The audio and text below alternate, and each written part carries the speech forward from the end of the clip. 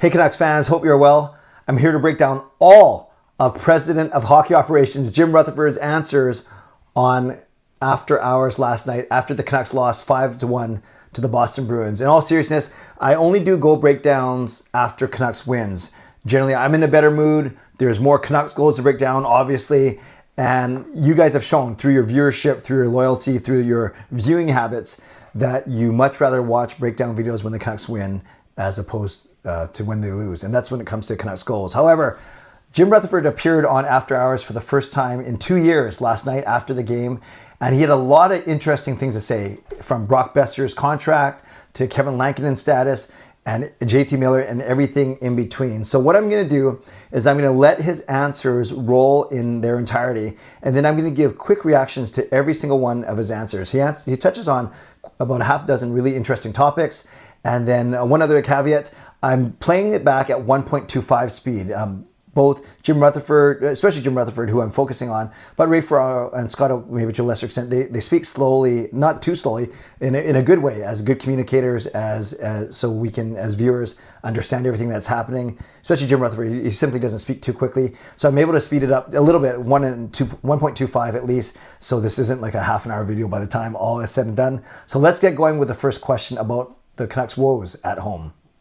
We're not going to dwell on tonight's game, except to say that it does raise the question about your team's record at home and lack of consistency, right? So, Jim, last year, almost 71% of the points that were available, you won at home. This year, it's half a step forward, a step back. Like, how does that happen for you guys? Well, we beat ourselves at home sometimes. I'd say probably 2 or 3 games this year. We don't play with the same urgency at home. On the road, we seem to be more comfortable. You know, like most teams like to put on a little more of a show at home, and I think we try to do that sometimes. We're coming off, we're in the middle of playing a lot of games, but all teams do that, and so we get a lot of days off. We didn't practice yesterday. We've had a couple of other home games where we didn't practice, and we didn't play well. So we have some adjustments to make, obviously, but they're fixable, but we better fix them quick because you can't be a playoff team with a record like we have at home. Wow, a lot of great answers there. And the first thing I'll say, not even specific to this answer, is I love how honest Jim Rutherford is. And he's even kind of joked around that he's almost honest to a fault. He actually scaled back some of his media availability when he first got here. He was doing a lot of it in an effort to be transparent and honest. And then he said, oh, maybe I'm saying too much. I'll let Patrick Alvin take a lot of these. So, for example, this is his first appearance on After Hours in over 2 years. So I do like how transparent he is. He basically started to go into that the Canucks have played a lot of games at home in a row, or a lot of games overall in a row, but then he said many teams, like all the teams, have to do that, so he didn't want to use that as an excuse. But he made a couple of really good points. The first one is, when you do play at home every second night, a lot of times the routine is you play the game, then you don't practice the next day to rest, and then you have a good, hopefully, morning skate the day of the game. But Rutherford basically inferred that by not practicing after 2 or 3 of these most recent home games, that the Canucks don't look as sharp. And I think you can then make the leap to that's why they start so slowly, often give up the first goal or 2 at home. He also mentioned that maybe they try and put on a show a little bit. And I don't know if that's the case, but you have players that can do things like that, like the Hugheses and the Petterssons and the Millers of the world. I don't think they do that intentionally, but maybe there is a tiny bit of pressure, inward pressure, to at least make the games entertaining at home. So I think those are the main things there. And he basically said, if we continue this home record, we are not going to be a good playoff team. Heck, you might not even make the playoffs. I was just going to ask you, so you say you will fix them, but what's the balance between patience and fix? Well, the patience, it's 2 different things. The patience for the front office is one thing, and the patience for the coaches is another thing. So, that's really up to Tocchet. He does a terrific job. He's been dealt a different hand this year than he was last year. He's had a lot more things to deal with, and I believe he's done a really good job, and he'll figure this out. From the front office point of view, we're around the 30-game mark, and we have to start to make decisions. We talk every day about how we make the team better and what changes we might have to make. And we're at that period now. Tonight's great answer by Jim Rutherford there, splitting up into the head coach responsibilities and then the front office responsibilities. You can tell that he's very confident in Rick Tocchet's abilities. He's going to talk about that a little bit later in the interview as well. But any thoughts about Rick Tocchet being fired or let go? I don't think is warranted, basically on how much Rutherford does trust Rick Tocchet. And Rick Tocchet, the organization has had a lot to deal with. Everything from JT Miller's leave to Boeser's injury, Demko's injury, Hronek's injury, Dakota Joshua recovering from his cancer. So there's been a lot of adversity already, and the Canucks are still, they're not top 3 in the Pacific, but they're on the playoff bar right now, and that was with everything that they went through. And then from a front office standpoint, he acknowledged that they're 30 games in, more than a third of the way of the season in, and that they are now looking at ways to improve the team, which they should be doing. Remember, it was around this time where they made the trade for Zadorov last year. I think it was around this time, or it seemed pretty early at least, and then Lindholm was a little bit later. Loss aside, for as tough as it was, if we look at the big picture, Jim, your team has established itself as a contender.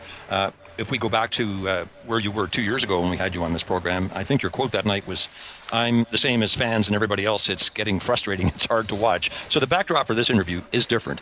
Have the Canucks established themselves as contenders happened even faster than you thought it would?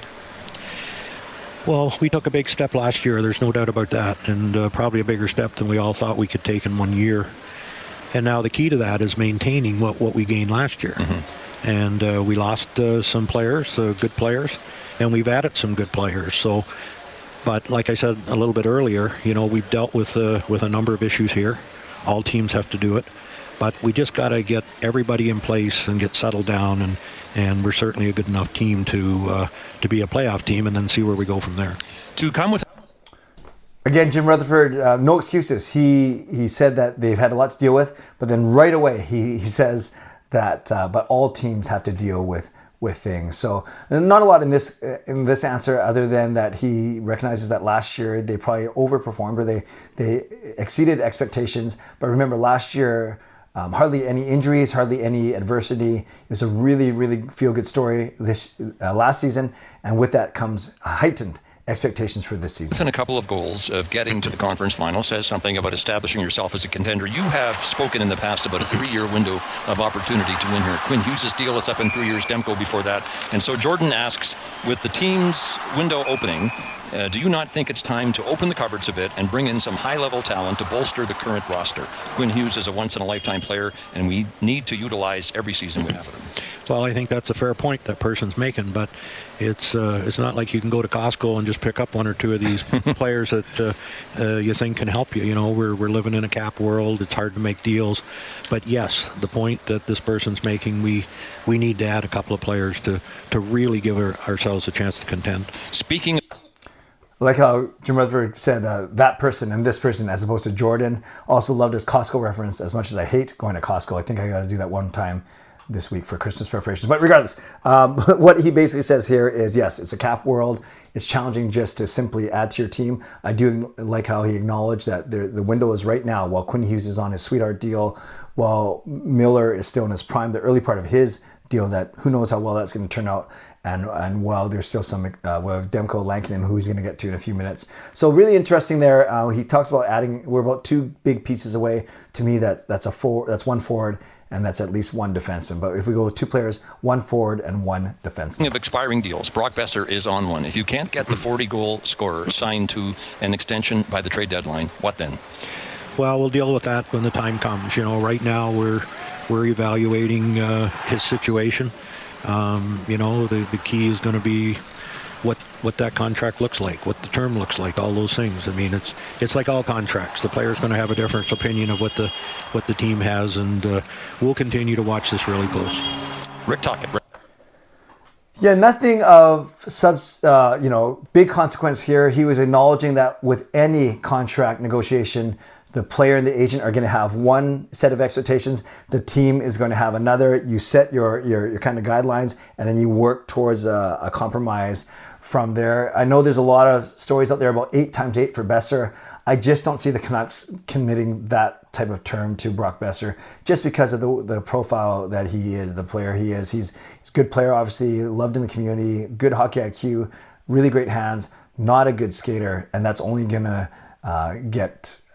comparatively speaking, better than me. But you know what I mean. He's not a fast skater, and that's going to just be amplified as an 8-year contract move on. So I believe $8 million is about right, between 7.5 and 8, I think. But I'm not sure about 8 years. I think maybe do you go 5 or 6 years with Boeser, and then maybe he's going to want a tiny bit more than 8, maybe 8.25. But we'll see. But nothing scares me here. It's going to be an ongoing story, just like all contract extensions with this team are. Great. When you came in and you made the coaching change, so often we hear, where's the new blood? Where's the new guy come from? But really, you have to have a comfort with how a coach will deal with the good, the bad, the development. Yep. So you knew Rick and have known him a long time. What made him the right guy? And with the hand he's got this year, the injuries, Dakota Joshua and his situation, now you've got Hronek and Miller's out and in. How does he deal with that? How do you have confidence knowing that this is down the road somewhere? There's always going to be tough times. Well, we worked together in Pittsburgh, so I knew him really well. He handled some of the tougher situations in Pittsburgh. He handled those for Mike Sullivan. And we knew how he coached as a head coach because we watched him when he was in Arizona. So very familiar, good communication, and he communicates really well with the players. When players are struggling or there's issues, he's a guy that can sort that out. Jim, you have... Yeah, so nothing new in this answer aside from, to me, this solidifies, crystallizes the fact that Jim Rutherford's confidence in Rick Tocchet, again, working with him in Pittsburgh, observing how he did in Arizona as the head coach. So a lot of confidence in the head coach right now. Have seen how the game has evolved. Hockey has no choice but to keep pace with the rest of the world. So a question about JT Miller. This is not to pry, but he needed time, and you gave it to him. I just wonder if 15 years ago, maybe as recently as 10 years ago, if one of your best players came to you as a general manager and said, I need time for a reset, what might your reaction have been? Always when a player's asking for that, you have to give them that time. And we work at this business to win every game and do the best we can. But we also have to realize these are people.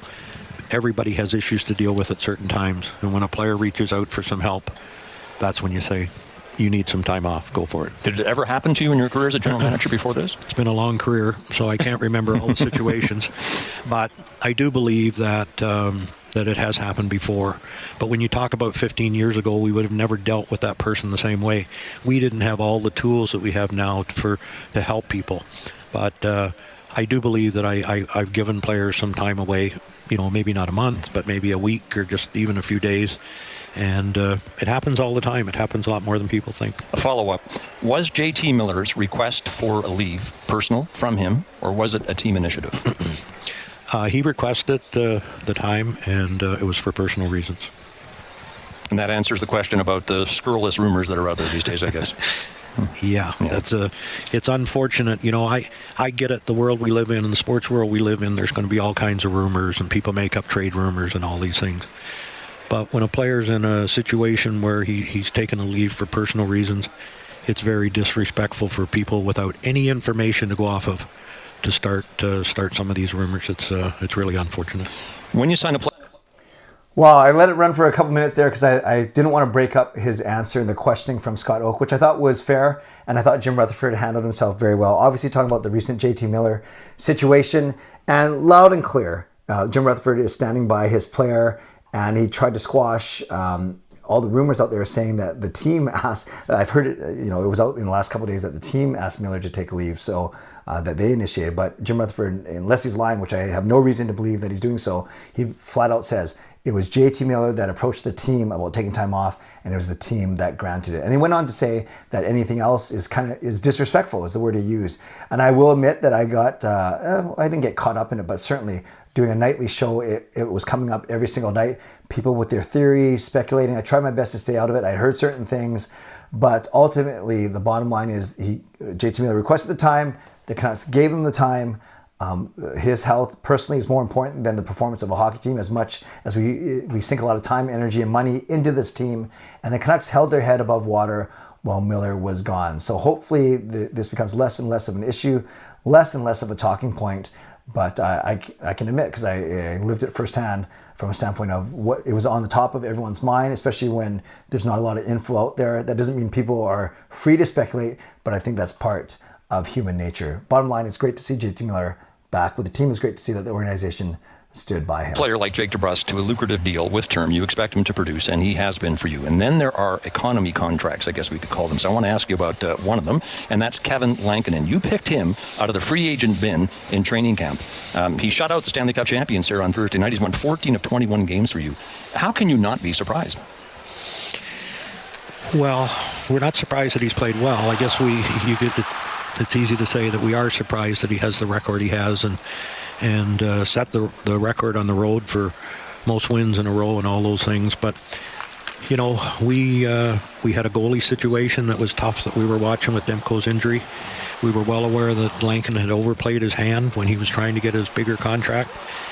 And our goalie coach had coached him before, and we told him, you talk to him every day so we know exactly what he's doing. We were kind of playing a little bit of poker there. You know, of course, he's trying to get a bigger contract. We don't have much cap space, but we were keeping an eye on that situation for about a month, and then it got to the point it got close to camp, and he decided to come here. Thank goodness. Kiefer, Sherwood, Ray. Great answer about Kevin Lankinen, who I think has been the best story of the first third of the season for the Vancouver Canucks. Just imagine where we'd be without him, given Demko wasn't ready to go. And the fact that Lankinen was playing so well, we weren't in a rush to bring Thatcher Demko back.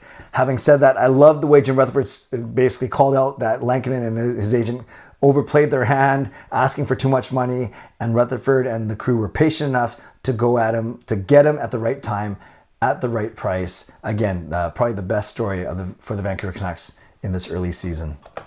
I don't know that I had 176 hits in my career, and then he's got them in 2.5 months. The energy he plays with, when you got a good look at him in the playoffs, and he comes in, he's been everything you ask for, I guess, eh? He really has. I mean, we were looking for that type of player. You know, it was Lafferty was a guy that brought a little bit of that last year. Kiefer certainly brings more than Lafferty did, but he can play up and down the lineup. He's such a good team guy, and he drives the game some nights, and that's what you need. I would say Sherwood is the second best story for the Vancouver Canucks behind Lankinen for this first part of the season. I love the way Rutherford name checks Lafferty. He kind of affirms Lafferty, saying Lafferty plays that kind of game, and then he goes on to say, and Sherwood brings way more of this kind of game than Lafferty did. But yeah, Sherwood has been a revelation for the Canucks. The way he is, you could say him, like Miller, is the emotional heartbeat of the team. He hits everyone and everything. Sherwood actually was on After Hours as well, and that was a really good interview. I encourage you to check that out. I won't break that one down, but yeah, the fact that he can play up and down the lineup and brings energy every single night. Great pickups. So Lankinen and Sherwood, two of the best pickups for the Canucks, and of course a reference to DeBrusk earlier as well. Last question comes from Jess, and she asks, getting back to goaltending, is it possible, because Demko's up in a couple of years, Lankinen's going to need a raise, is it possible to keep both Demko and Lankinen together? Yes. That's it? Would you care to expand? Well, it's live TV. I can. We know what Demko's going to make next year. Yeah. Okay. We don't know what Lankinen's going to want, but man, you need goaltending to win. Mm-hmm. And I think that maybe in this case we'd look at a little bit more, put a little more money in on the goaltending side of it maybe than we would somewhere else. Perfect. That's where we'll end it, Jim. Thank you. Wow, this to me was the best, the most intriguing answer of this entire 12-minute interview was flat out when asked, is there a world where you can see Demko and Lankinen both here next year? Jim Rutherford said in one word, yes. An unequivocal yes. It doesn't mean it's going to happen, but he admits that maybe they will sink more money into that position than they have in the past. Now, the fact that Demko's on a $5 million contract as opposed to 7, 8, 10, 12, that's a good thing. So you can afford to sign Lankinen to a $3.5, $4.5 million contract if that's what it's going to take. I've been on the record saying I don't think he'll be here because he'll simply price himself out of this market. But that was before I saw this interview. That was before I heard Jim Rutherford say an unequivocal yes, to the point where he could see a world with both these guys together here next season. So again, much like the Boeser situation, we'll have to track this as the season goes. I don't think you trade him at the trade deadline for more assets. I think you need that insurance. Heck, he might even be the better goaltender by the time the playoffs come around. So we'll see. But a lot of things, a lot of great nuggets here from Jim Rutherford. Everything from Tocchet to Boeser to Miller, to Sherwood, to Lankinen, and a couple other things in between. So I hope you enjoyed this breakdown. Let me know what you thought of it. Is there anything that well, firstly, is this the first time you're seeing this interview? If so, I hope I was able to help bring some more light to it. If you had seen it already, is there anything that you picked up on watching the second time that I brought up? Is there anything that you think, any nuances that I missed in my analysis? Would love to read those in the comments below. Shout out to my sponsors, Van City Experts Real Estate, Coach Patrick Lee, weight loss coach. Thank you, legendary Lucas Gates, legendary Tristan Talio, legendary Harry Ma, legendary Andrew Chang. Yes, 4 legends now on the channel. So grateful.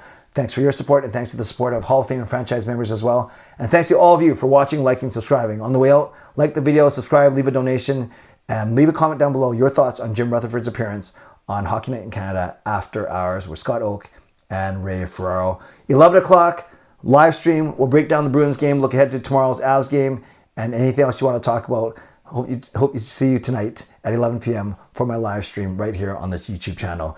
In the meantime, enjoy the rest of your Sunday. Stay safe, stay healthy, take care of yourselves, and take care of each other. God bless, and go Canucks go.